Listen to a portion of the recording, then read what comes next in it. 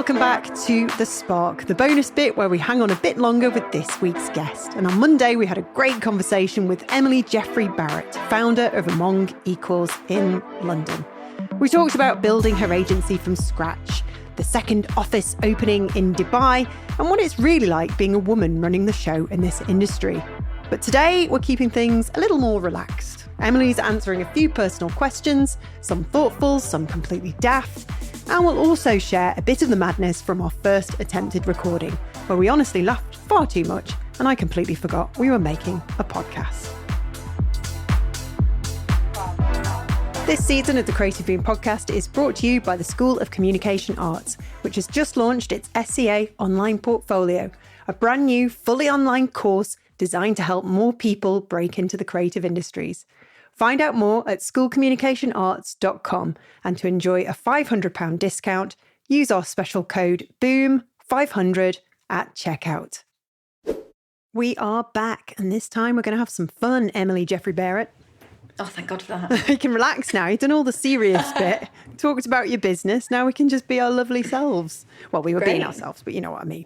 Do you mind if I show a snippet from our conversation from the first podcast that we recorded? No, which one are you thinking of? I'm thinking we show them the Brownie story. Yeah, fine. Okay, we'll play that. Far from the worst. We'll play the Brownie moment one now. It's like when I got kicked out of Brownies for bullying, but... You got kicked out of Brownies for bullying? Look, I maintain it wasn't bullying. I grew up in Yorkshire. There are lots of abbeys in Yorkshire. You know, like Henry VIII smashed the monasteries. And there's a girl there called Abigail, so I just thought it'd be really funny to name her after the various different types of abbey. So I'd be like, all right, Bolton Abbey, how are you doing? And she reported me for bullying. Oh, for God's sake. I think that's just a pun. So maybe that's why I went into copywriting, because I was so repressed from my days in the Brownies, you know, brown owl. Like, I think slamming down my creativity. Oh my God, the brown owl. Yeah, I love that little booklet we got, the little orange booklet. I like the mushroom. Did you have one of those mushrooms you had to dance around? Yes. Yeah. I used to try and get people to hide in the cupboard while we were dancing around the mushrooms, so then brown owl would think that someone had been kidnapped. In hindsight, it wasn't the place for me, Brownies. It's a very kind of authoritarian space, lots of hierarchy, you know. Too many women. Maybe it was that. Maybe I should have gone to Scouts. Girls are bitches, man. Girls are bitches. I was like one of them. I was always falling out with people and getting in trouble. And we all used to fight over who had to sit next to the Brownie. What was she called? The Brownie leader. Because she stank of periods. What is it? Tawny owl? I think it was brown owl. Wasn't it? Snowy. Yeah. We had a snowy owl. I don't know why they're all owls. I'm pretty sure the tawny owl was not menstruating constantly. And anyway, we all used to pick on each other and say, right, you're sitting next to her this week, bitch. Yeah, it's fair enough. I went to girls' school and it was very much the same vibe. It wasn't for me. I used to go to the chain fence outside because the scout hut was next door. I used to go to the chain fence and hold on to it like some sort of prisoner, like, let me in. And I'd like sort of go, like whistle over the boys and say, what are you doing over there? What are you doing? Are you building a hut? Are you scavenging? Yeah, can I help you dig a hole, please? They're making me do embroidery again. Yeah, can you let me in? They're fucking weird as shit in here. I don't want to be here anymore. That bitch over there, she's called Jessica. She's nasty to me all the time. Oh no, at least I wasn't there bullying you. No, I would have loved that because I was one of the lads. I loved a bit of banter. Fine. I got in similar trouble for calling all sorts. We could have done it together. We could have been. Grew up too far away in the north from each other. I could have given you a leg up over the fence and we could have joined the lads. I would have loved it. Yeah. Yeah. Anyway. Very sadly misspent youth. I'm like, that's the worst I got up to was like calling someone Bolton Abbey at Brownies. I wasn't even smoking behind the bike sheds, you know. I was just making bad puns. Well, I mean, there are worse reasons to get kicked out of Brownies. Yeah, there are. I mean, I just was having fun. Yeah. You know, I was just having a good time, but poor Abby. Poor Abby. Yeah. Lovely Abby. If you're listening now, Abby, Emily's got something she wants to say. Oh, I really hope that Abby has not remembered me. That would mean I made a far deeper impact on her life than I would ever hope to. Oh my goodness. Can you imagine if somebody came up to you and said, you used to do this to me in Brownies? And it really... No, I'd be mortified. Oh, I'm just worried about the poor parents of the child that you put hidden in the cupboard to pretend that they were kidnapped. Oh no, they're fine. They're fine. She's an Olympic cyclist now. You're joking. I'm not joking. She probably learned to cycle so that she could get away from me fast when I was locking her in cupboards. Oh, and I never made it over the chain fence to the Scouts Club, but there you go. One day, Katie. No, don't do that now. No, not at this age. No, that would be a little bit creepy. I wanted to inspire you, so I said one day, and then I thought, Emily, no, stop it. I mow the lawn and I, put up pictures and hammer holes in walls. That's enough. That's my kind of Scout sort of skills coming into that'll play. Do. Yeah, that'll do. Yeah. Okay, moving swiftly on. What is your most controversial creative opinion? So I've got two. Ooh. I think you can I'll tell you both of them and then you can tell me which is the most controversial. Okay. The first one, and I've had many an argument with many people in our industry about this, is I do not believe that we are artists. Ooh. So I've been interviewing a lot of people recently for many different roles. I keep getting people coming saying, brand and advertising, obviously we'd rather just be writing for ourselves, whatever. I love what we do. And I think that I think our job is really exciting and it's highly creative, but I think we're commercial problem solvers, not artists. So that's number one. The second one, and it's kind of the same as people, when somebody tells you that they're cool. Yes. You're like, oh no, you're not, are you? My experience is the people who talk the most about being creative and how creative they are not as creative as they think. And actually it's the people, and they're usually like operations roles or CFOs who say, oh, I'm not creative at all. But they are some of the most innovative creative thinkers I've ever met. Which one is the most controversial, Katie? I'm still thinking about poor Abby. I don't know. I kind of agree with both of those. I wouldn't say they were controversial. There's some truth. Sorry, I'll try harder next time. No, I think you've copped out there. I think we need more from you next time. In 5 years' time, when we get you back on the podcast. In 5 years' time, then I'll go all guns majorly successful and you don't care anymore. Yeah. I want to know what the best piece of advice is that you've ever received. So I've been thinking about this. There are kind of two pieces that I think are really important. The first is a general piece of advice, and that's something we talked about a lot on the session we just did around not making yourself smaller or trying to fit into other people's expectations of you. I think that's a really important general life one. Another one, which I learned like a couple of years ago, I was talking to David, who's the founder of Grind Coffee, a very successful London-based, but actually now national and international coffee chain. And I was talking to him about the fact that I'm a people pleaser. I'm a terrible, terrible people pleaser. And one impact of that is that when somebody says to me, have you got 5 minutes for a quick chat? I think, oh my God, even now I think I'm getting fired. And then I think, you're not going to fire yourself. But I always think something's wrong. I'm in trouble. I've done something bad. And I was trying to explain that to him. And he just looked at me and he went, do you work hard? And I went, yeah. And he said, do you try to be a good person and treat people with respect? And I said, yeah. And he went, what are you fucking worrying about then? Exactly. So I think that's a really important one. And I think that now every time somebody asks me for a quick chat, I think, do you work hard and do you try to be a good person? Yes. In that case, it'll be all right. And it does help.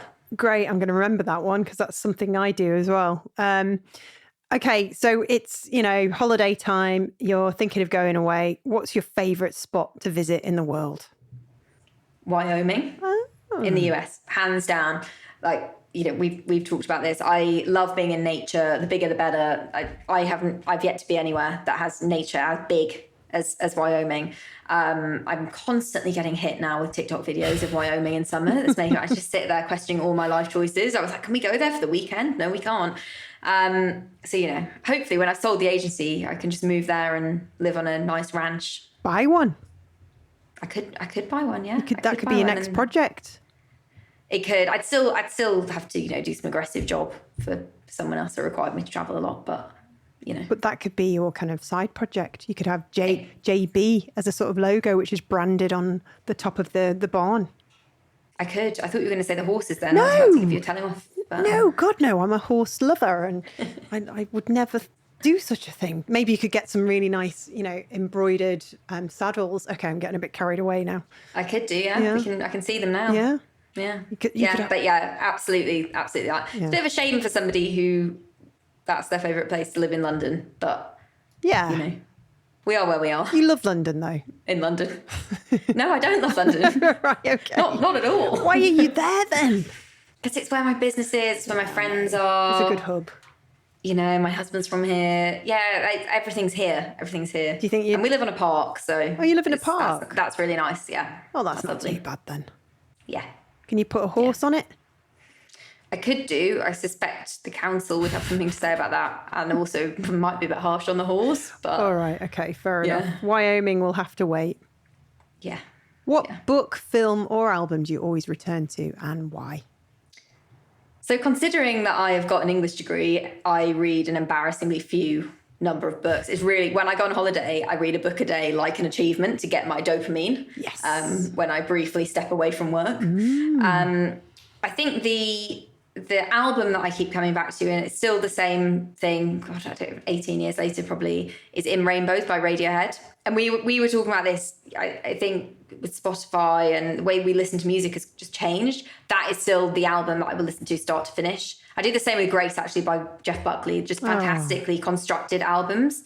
But In Rainbows is at least once a week. Yeah, there'll be like generations of people below us who just do not know what we mean when we say listening to an album from start to finish. That magical... They will do. They've probably seen a historical documentary on TikTok. They're all just idiots, you know. We're obviously the best generation. Yeah, maybe. No, but if they do, great. I would love that if they actually bought vinyl and listened to things from start to finish. I just thought they all listen to Spotify. No, or I don't think YouTube. I don't think that's true. I think people do. Do that. That's all right then. I mean, people can tell us, can't they? Yeah, they can. I'll get complaint letters saying, "Hey, listen, I listen to albums start to finish. They happen to be northern." Yeah, of course.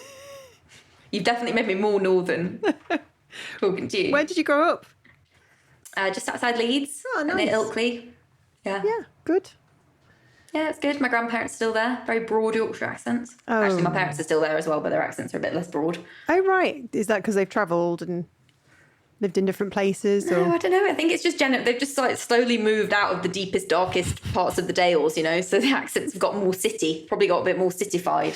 I love that. Deepest, darkest. That's funny. Oh, yeah. We hired somebody to come and fix some floorboards when we were living in Manchester once. Lovely lad. And I don't know why we were talking about going away that weekend to Wales, and he looked at me. He was quite an intense character, and he looked at me and he went, "Have you ever been to deep, deep Wales?" So whenever we go to Wales now, we always just say, "Deep, deep Wales." What constitutes deep, deep Wales? I don't know, because I looked at him and hesitated and went, and kind of tried to ask the same question, but in a more kind of down-to-earth kind of way, as in, where do you mean? And he looked at me and he went, "Deep, deep Wales." I have no idea. But he said, but then he followed up with, "They're all very weird." I'm like, oh, wow. Gosh, okay. Okay. You get some characters come round your house sometimes, don't you? Yeah, you do. Deep, deep Wales. That could be on a T-shirt. Well, more T-shirts for us. I love deep, deep Wales. It's a beautiful place. Lovely walking, lovely people. Rains a lot. Lots of horses. Yeah, great. Perfect. Not quite Wyoming. No, but not far. Not far from home, is it? Oh, God. See, this is what you do to me. I just go off on tangents. Oh, come on. We're being so professional now. We're being very good. Yeah. Yeah. Do you have a nemesis? Oh, well, I've got many. And one of them is a girl from school who I won't talk about her because Jake, my husband, says she gets too much airtime in our house. So we'll move on. Really? Oh, no, interesting. Let's We won't go there. Winds me up. Okay. I think my biggest nemesis is a conceptual nemesis, and that's faffing. I just can't get on with faffing. And that's at work, but also in life. Like if there's an efficient way to do something and then there's a faffing way. Yes. I don't understand it when people want to do the faffing. Faffing is the bane of my life. Drives me mad. Yeah, bane of my life. Can't stand it. My brother's a faffer. Tom can be a faffer. What are they Some doing? people, they love it though. They love faffing. Yeah. Are you out on the doorstep sometimes waiting for your husband? Oh, all the time, all the time. Or he's ringing the doorbell, frightening the dog because he's forgotten his keys. I just don't get that the joy is in the faffing, you know? Why can't people just be organised, Emily? I don't know. Maybe they don't have as high stress levels as I do, so they don't feel the need to constantly plan everything to get everything done as fast as possible so that they can get back to work. Do people sometimes who love you, your nearest and dearest, do they sometimes say to you things like, you can just relax, you know? Yeah, you've really got ahead of one of your other questions there, Katie. And I think... Okay, have I triggered you in some way? I'm really feeling... Oh, gosh. Well, really shall I get to that now? But yes, they do constantly say that to me, and it winds me up. No end. Well, really one of winds the... me up. I'm looking at the questions. Is it which word gets on your nerves the most? Oh, Katie, you knew that as well. You knew that. Forgotten. Because I've told you that before, and you had to go and say it, didn't you? It's honestly, when people use that word relax, it just gives me the heebie-jeebies? Shudders. It gives me the heebie-jeebies. It makes me feel sick. I think, oh God, now I'm going to be bored. You know, I can't be doing with being bored. I was the kind of kid who we'd go into Harrogate, kind of local town, on a Saturday, buy a book in W.H. Smith's, and I'd have finished it by the time we got home. And I'd be going, Mum, what are we doing now? And she'd be like, well, go read your book. I'd be like, well, I've read it. What are we doing now then? You know, poor woman just wanted to meditate and like do a bit of gardening. I was like, let's go to Wacky Warehouse. Let's go. I've got energy that needs using up. Yeah. But I still do. I'm like, what's next? What's now? Same. Yeah. I think you and I were separated at birth sometimes. Yeah. Bloody hell. Yeah. Right. So we've ticked that one off. So we've got 2 left. Here we go. What's something totally irrational that gives you comfort? So, you know, growing up in Yorkshire, there are many Yorkshireisms, or maybe they're just my family that I've grown up with. One of them was another day down, which my family used to say at the end of the day. I'd be like, another day down towards what? Anyway, that's not the thing. My grandparents, every time I call them, when they're signing off, they say, well, I hope everything works out for you. Oh. And yeah, which is very sweet. And so that's kind of what I just always think in my mind is everything works out. And, you know, as with everybody in their life, loads of things haven't worked out for me. And I think because I always show up and I'm quite cheeky and smiley, whatever, people think, oh, yeah, everything's just easy and everything works out. But I just try to focus on the things that have worked out. And it really makes you feel like life's going well and in the right direction. So like I was saying earlier, you know, if we don't win a pitch, I don't sit there and think, oh, God, I wish I'd won it. I think hasn't worked out and something better will come along. There's a reason why we didn't do it. On to the next thing. Do you remember that Branston Pickle advert from yesteryear? No. What was it? No, I'm being random again. No, go on. It was about a woman who'd moved to London. It was her first job. She was from the north and she got sent a parcel from home, and I think it included Branston Pickle. Okay. And it was just that home comfort from the north of something that you grew up with. For some reason, I just thought of that when you said it'll all work out in the end. Well, I hope it works out for you. Yeah. It's that warmth, isn't it? It's the Branston Pickle, cheese and pickle sandwich. Yes, exactly. A good cup of tea and all the comforts of home. Yeah. Yeah. You've been very professional today, Emily, I must say. Thank you. I practiced in the mirror before we had this session. I'll share another clip from our previous recording now. Oh no, is this what happens now? No. Like the fewer puns and bants that I throw at you. By the way, guys, that's going to be the name of our podcast. Oh, Puns and Bants. Puns and Bants, yeah. So it's either that or Buns and Pants, isn't it? Buns and Pants, which is far funnier. I don't think it should be. I think that's not in this day and age. Who would we interview, though? Would it be people from the creative industry? Would we shake up the seriousness of you know, studios and designers and just get them on and have a laugh with them? Yeah, I think it could be that. It could just be anyone interesting from any industry, couldn't it? Like, I'd really like to learn about jobs that aren't in our industry. Like, what's it like working at a cheesemonger's? Yeah. Or, like, running a dog grooming service? Oh, yeah. That'd be great fun. What's that like? Basically, we're just going to pick people who exist in worlds where we kind of either like the food, the drink, or the kind of animals. Yeah. Perfect. I think that's a good idea. What's it like being a pilot? We could go on a flight together to Dubai. Yeah. Let's do it. And then we can ask the pilot if they're ever worried about crashing the plane. Oh, God, no. Okay, no, we won't do that. No, we won't do that, Emily. I think need a little pep talk with you beforehand. Okay, you can ask the questions because you're the seasoned professional. You can just be the comic relief. Yes, thank you for that. I'll belittle you further shortly. Cheers. That's all right. Cheers, pal. That's all right, mate. We've got to get a Wyoming visit in as well. Yeah, let's do it. I also want to go to Vegas as well. That's quite high on my list of places to go back to. We're just going to get loads of press trips and we're just going to go for it. Honestly, mate, I'm up for it. Okay. Put me on a plane. I love going on planes. I like going on planes. I think it's magical. Do you like the plane food? I love it. Same. I love it. What do you love about it? Is it because it comes on a train, it's like very well organised and you get sort of different, you can sort of decide yourself which kind of order of service you're going to go in? I think it's a little bit of that. Yeah, I like to have the individual elements. I like it specifically because it's in a plane. So not only are you doing something that should be impossible, like they had to make up numbers to allow planes to be able to fly. Imaginary numbers. I think that's what imaginary numbers are. Anyway, whatever. It sounds sexy, doesn't it? It does. So not only are you in the air like a bird, which you shouldn't be, but you're being served meals and Diet Cokes and wines and things. I just think the whole thing is just magical. And also, when you're traveling, you can eat whatever you want. That's my rule. You can. When was the first time you flew business class? It was probably 5 years ago. And it was the first time, this story does not reflect well on me, actually. It was the first time I'd ever done it. And I was so excited because, some of them you get on and you walk, you go kind of the other direction when you got on the plane. I was so excited about getting in on the other direction or about sitting there and having people walk past me because I always walk past people in business class and think, oh, God, what did you do to do this?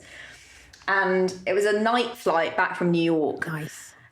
But the whole plane was business class. So it was this tiny plane that flew into City Airport, which, really bougie, like really nice. But I was gutted that I didn't get that one horribly smug moment that really reflects badly on me. But the worst bit was because it was a small plane, the turbulence hit it so hard. And I have never, ever in my life been afraid of flying. And I was terrified. So it really served me right. For being so, yeah. Everything worked out exactly as it should have done then. I hope you've had another chance since. I have. Oh, thank God. I have. Yeah. It's crazy, isn't it, when they sort of say your name and you're like, would you like a glass of champagne before takeoff, Mrs. Cowan? Oh, I'd love one. Oh, yeah. Go on then. Yeah, that'd be nice. And you have to remember to not be so northern and like you grew up in a family that, turns the nose up at business class and anything that is, how do I? Extravagant. Moneyed. Yeah. Oh, yeah, not good. Don't like that not in my good. family. No, not good. I think one of the big realizations I've had in the last few years is I always used to think that you kind of had to fit in. So if someone was like, "Do you want a champagne?" I'd be like, "Oh yeah, thanks. This is normal. This is how I usually travel." Whereas now that I've just gotten older and I've let go of all that, I'm like, oh my God, I can have a champagne. Let's do it. And it's in a proper glass and everything. So, I have a much nicer time. I think if you're nice to the staff, which I always am, I always have a laugh with them. I think they look after you more anyway. 100%. I rescued 100%. someone in Singapore once and I wasn't in business class. I was coming back from Australia with my mum and my auntie and she fainted, one of these air hostesses, and I went running to her rescue. She was okay. I think she was just tired, bless her. And on the way back, me and my mum got absolutely hammered on free Singapore slings because she just kept filling us up.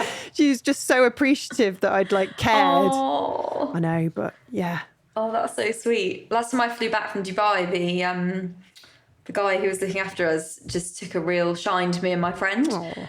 And just kept bringing us drinks and we were just chatting to him. The flight wasn't that busy. But then he gave us his number and home address for if we were ever in Birmingham and we wanted to go around for a curry. Oh my goodness me. I know. Wow. What a nice man. Haven't been to Birmingham since. What a lovely man. But can I just give you a piece of advice? Don't go around and do that. He's a stranger. No, he was very sweet. Oh, was he nice? Yeah. He was lovely. And I am 36. Yeah, I know. Sorry to mum you then. It's okay. It's all right. Thanks, Mum. Just got to look out for each other, haven't we? Yeah. Yeah.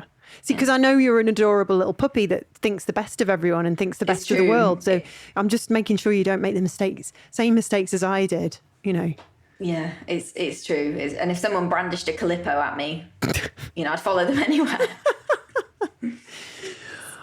Oh dear. Oh, there we go. Veering away from relatability again. We're nearly there. We've nearly made it over the finish line, Emily. Bear with me. Listeners breathe a sigh of relief. No, I think they're loving it. I think they are really enjoying it. What's the oldest thing you own and why do you still have it? So one of the things that I don't think we have really talked about is my obsession with animals. And I'm just, I love animals more than people. And I think they're amazing. Like, those lint bunnies in the gold wrappers, never been able to eat them. I'm like, how could I eat a bunny? They're too cute. Yeah, they're too cute. And like, it's just, can't do it. The oldest thing I've got is the first ever teddy that I had as a child. And it's from the Beatrix Potter world. It's Tom Kitten, who was the naughty kitten. Oh, yeah. And I've still got it to this day. And when I started going out with my husband, in those like early days, we still trying to, seem like a cool person.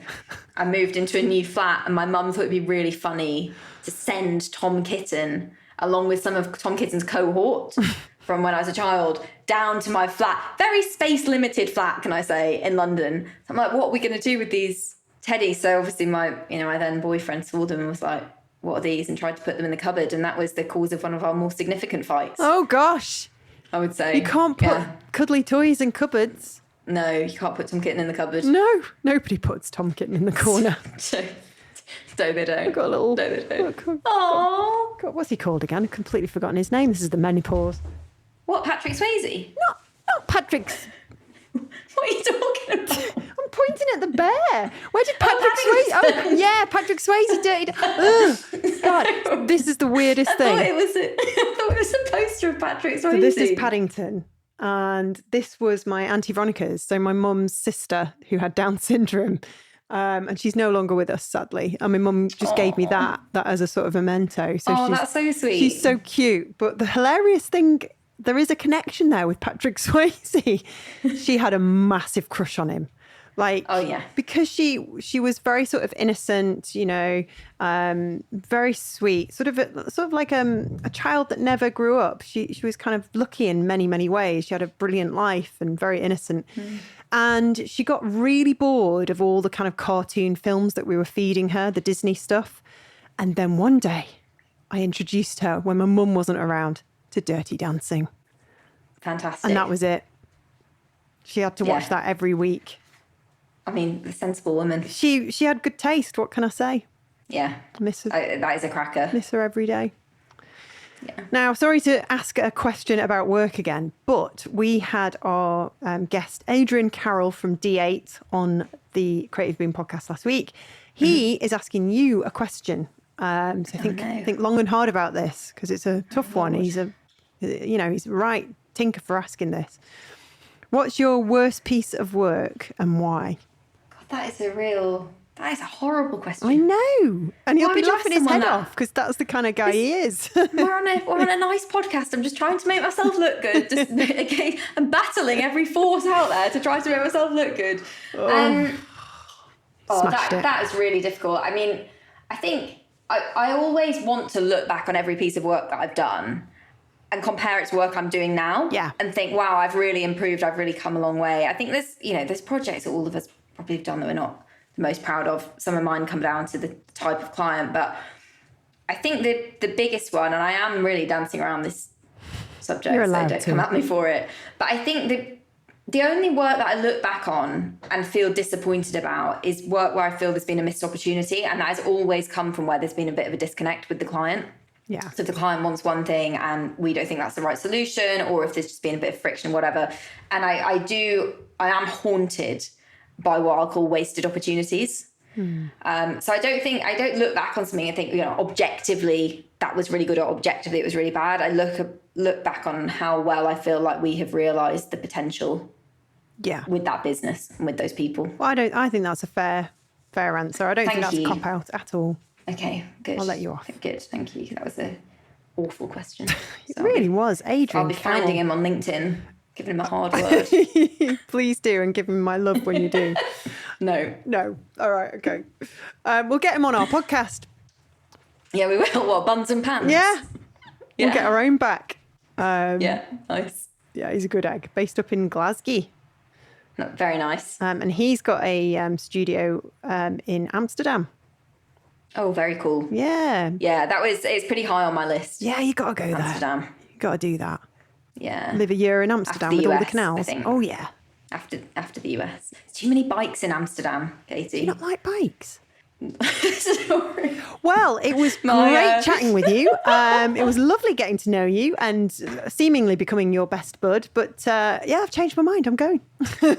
It's not a personal thing. I just think, number one, in London, people are menaces. Oh, on bikes. Yes. Yeah, they are. And it's even worse in Amsterdam. Yes. Even worse. But really, I hate them because I've got a spaniel, but my first spaniel, when she was a puppy, got run over by a guy on a bike. And when she was a puppy, tiny puppy, and his response was to start screaming at me that he had hurt his private area on the saddle when he ran over my 10-week-old puppy. So since then, I've been a bit jittery around bikes. Isn't it, really? Yeah. Yeah, God. Yeah, I think that, we won't go into a big sort of rant about what cycling should have. I definitely think everyone should have a licence. Yes, I agree. And insurance. I agree. Although that said, Katie, I've got a driving licence and I should not have one. I am a frightening danger on the road. Really? Yeah. Is it because you plast drum and bass and put the pedal to the metal? No, I wish. It's because I'm frightened. Like skiing, I'm frightened. I'll never get in a car with me. I'm a terrible driver. Wouldn't. I've got two deadly, I've got two deadly traits, right? One is I don't really pay attention to what's going on. A little bit distracted, bit of a sort of dopey sort of driver.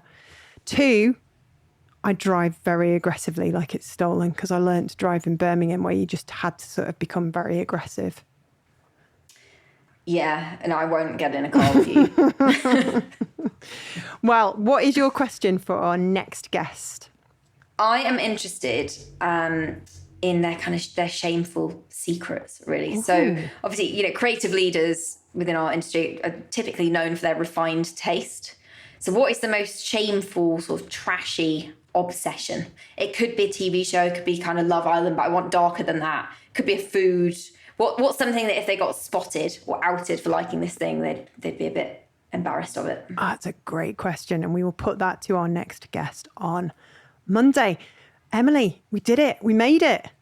Yay, well done us. Well, when are we launching our second podcast? Whenever you're ready. I can do it right now if you want. All right, coming to a platform near you soon. Thank you so much for your time today. Thank you, Katie. It's been really fun. That's it for this week's The Spark. Big thanks again to Emily Jeffrey-Barrett for being such a brilliant guest twice. And thanks, as always, to our sponsor, the School of Communication Arts, for supporting this season of the Creative Boom podcast. You can subscribe at creativeboom.com/podcast or find us wherever you normally get your fix. We'll be back on Monday with another great guest. Until then, take care and have a cracking weekend.